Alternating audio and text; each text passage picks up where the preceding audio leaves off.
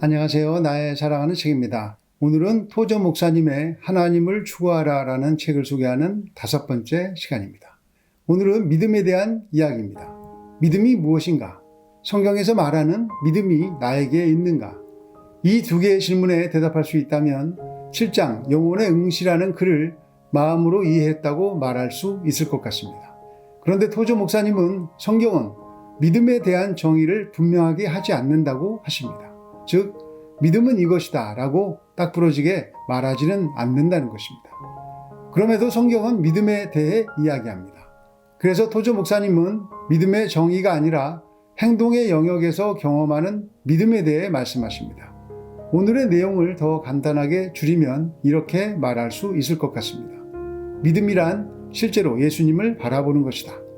주님을 바라보는 것은 언제든 어디서든 가능한 일이다. 그래서 믿음은 쉬운 것이다. 실제 믿음이 있다면 내가 주님을 생각하고 바라보는 것처럼 주님께서도 나를 어떻게 바라보고 계시는지 구체적으로 말할 수 있다. 모든 사역은 중요합니다. 사회 참여도 훌륭한 일입니다. 그러나 사역의 밑바탕에 하나님을 바라보는 내적인 습관이 없다면 그 사역은 의미가 없다고 말씀하십니다. 하나님을 이야기하지만 나의 의에 취할 수 있기 때문입니다. 7. 영혼의 응시.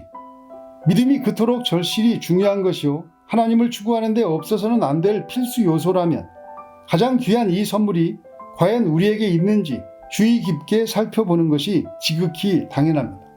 믿음이 무엇인가라는 질문은 내게 믿음이 있는가라는 질문과 밀접히 관련된 것으로서 우리는 어떻게든 그 대답을 찾아내야 합니다. 성경은 믿음의 정의를 내리려는 노력을 하지 않습니다. 믿음은 하나님의 선물이라. 믿음은 들음에서 나며 들음은 그리스도의 말씀으로 말미암았느니라.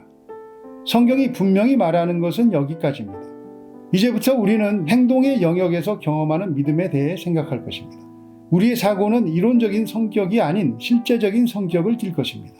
모세가 광야에서 뱀을 든 것 같이 인자도 들려야 하리니 이는 그를 믿는 자마다 영생을 얻게 하려 하심이니라.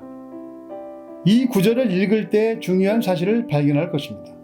보다와 믿다가 같은 말임을 알아챌 것입니다. 구약에서 뱀을 보는 것은 신약에서 그리스도를 믿는 것과 같습니다. 즉, 보는 것과 믿는 것은 같은 일입니다.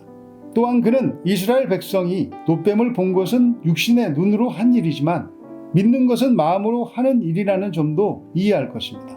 결국 그는 믿음이란 구원하시는 하나님을 바라보는 영혼의 응시라는 결론을 내릴 것이라고 저는 생각합니다.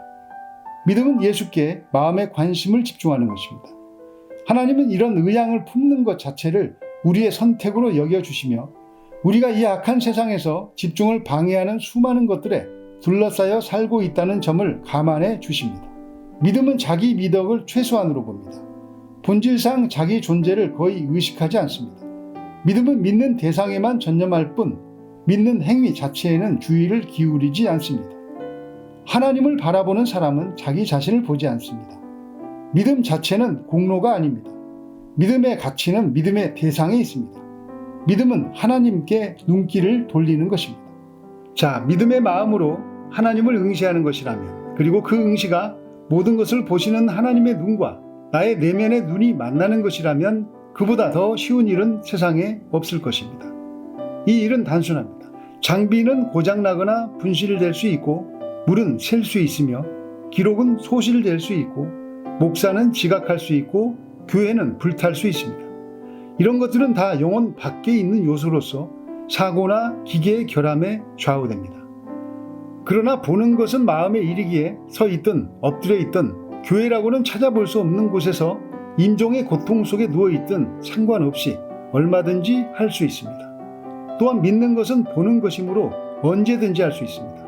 무엇보다 이 아름다운 일에는 더 나은 시기라는 것이 없습니다. 이를테면 부활절 주일이라고 해서 8월 3일 토요일이나 10월 월요일보다 더 그리스도께 가까이 가기 좋은 것은 아닙니다. 그리스도가 중보의 보좌에 앉아 계시는 한 하루하루가 다 좋은 날이요 구원의 날입니다. 하나님을 믿는 이 복된 일에는 장소도 문제가 되지 않습니다. 기차 침대 칸에 있든 공장에 있든 부엌에 있든 상관없이 바로 성소 안에 들어갈 수 있습니다. 하나님을 사랑하고 그분께 순종하겠다는 마음만 있으면 어디서든 하나님을 볼 수 있습니다. 많은 이들이 제가 말한 비결을 발견했고 자기 내면의 상태가 어떠하든 개의치 않고 마음으로 하나님을 응시하는 습관을 계속 실천하고 있습니다. 그리스도인이라면 누구나 개인 기도를 해야 합니다. 성경 묵상, 교회 출석, 봉사나 사역이나 활동 또한 모든 그리스도인이 참여해야 할 좋은 수단입니다. 그러나 이 모든 수단 저변에서 이 모든 수단에 의미를 부여하는 것은 하나님을 바라보는 내적 습관입니다. 한 소리 굽수에 맞추어 조율한 100대의 피아노 소리가 자동적으로 일치하는 것을 본 적이 있습니까? 피아노들끼리 맞추어 조율했기 때문에 일치하는 것이 아니라 별도의 기준에 맞추어 조율했기 때문에 일치하는 것입니다. 하나님을 바라보는 대신 더 친밀한 교제를 위해 애쓰며 의식적으로 연합을 도모할 때보다 각자 그리스도를 바라보는 100사람이 함께 모여 예배 드릴 때 마음으로 더 가까워질 수 있습니다. 지체가 건강해져야 몸이 건강해집니다. 이 모든 것에 선행되는 전제는 참된 회개와 전적인 삶의 헌신입니다. 사실 이 말은 할 필요가 없습니다. 그렇게 헌신한 자들만 이 책을 여기까지 읽었을 것이기 때문입니다. 하나의 소리 굽수에 맞추어 조율한 100대의 피아노 소리가 일치한다고 합니다. 피아노 100대가 서로 소리를 맞추는 것이 아니라는 것입니다. 성경은 교회는 그리스도의 몸이라고 합니다. 교회의 머리는 예수님이십니다. 그렇다면 교회된 성도는 예수님의 생각을 듣고 따라가고 그 주님을 사랑할 것입니다. 그래서 성도의 교제는 성도끼리 서로 생각을 맞추고 서로 의견을 듣고 조율하는 것이 아닙니다.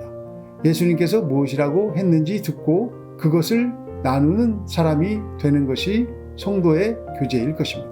주님의 생각을 나누지 않고 성도끼리 잘 지내보려고 하다가는 자칫 인간의 가치, 이성적이고 합리적이라는 인간의 생각이 스며들어서 하나님과 관계없는 것을 하면서 살지도 모릅니다. 주님을 바라보고 주님을 생각하는 것이 믿음이라면 그것은 언제든 어디서든 할 수 있는 일입니다. 그 믿음을 잃어버리게 하는 것은 이 땅에 대한 어떤 생각일 것입니다. 언제나 어디서나 주님을 바라볼 수 있는 길을 허락하신 주님께 감사하는 마음으로 그 주님이 나를 사랑하니 다른 것은 마음에 들어오지 않는 그 은혜 누리시며 살아가시기를 예수님의 이름으로 축복합니다. 감사합니다.